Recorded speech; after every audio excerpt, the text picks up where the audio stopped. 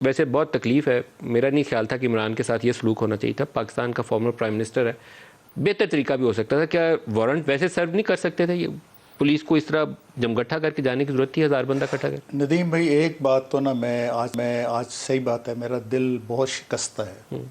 آج دیکھیں، نہ حکومت کی شکست ہوئی ہے، نہ عمران خان صاحب کی شکست ہوئی ہے، نہ قانون نافذ کرنے والے اداروں کی شکست ہوئی ہے. آج ریاست پاکستان کی شکست ہوئی اور پاکستان کے آئین کی شکست ہوئی. دیکھیں، پروسیجر کے مطابق یہ ہے کہ پہلے اگر کوئی کسی بھی ایکیوز کے اگینسٹ 173 کی رپورٹ، جس کو عرف عام میں چالان کہتے ہیں، ٹرائل کورٹ میں سبمٹ ہو جاتا ہے تو اس کو نوٹس بھجوایا جاتا ہے.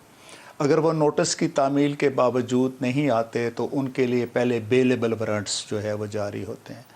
پھر بھی وہ نہیں آتے تو پھر اس کے بعد نان بیلیبل وارنٹس جو ہیں وہ جاری ہوتے ہیں. اور نان بیلیبل وارنٹس جو ہے وہ ظاہر ہے پولیس والے کسی آفیسر نے بنیادی طور پر SHO نے جا کے وہ ایگزیکیوٹ کروانے ہوتے ہیں.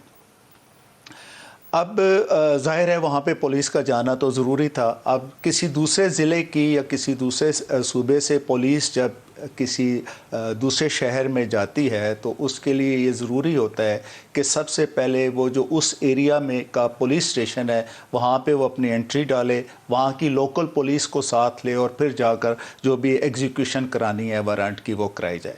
یہ تو ہو سکتا تھا کہ وہاں پہ اتنی بڑی کانٹینجنٹ لے کر جانے کی بجائے 5-7 افراد چلے جاتے، اور اگر کوئی مزاحمت ہوتی تو اس کے بنیاد پر ایک FIR درج ہو سکتی تھی کہ کار سرکار میں مداخلت کرنے کا. یہ تو ایک پہلو ہے. میں سمجھتا ہوں آپ نے بالکل درست فرمایا کہ اس میں یہ اوور ڈوئنگ ہے.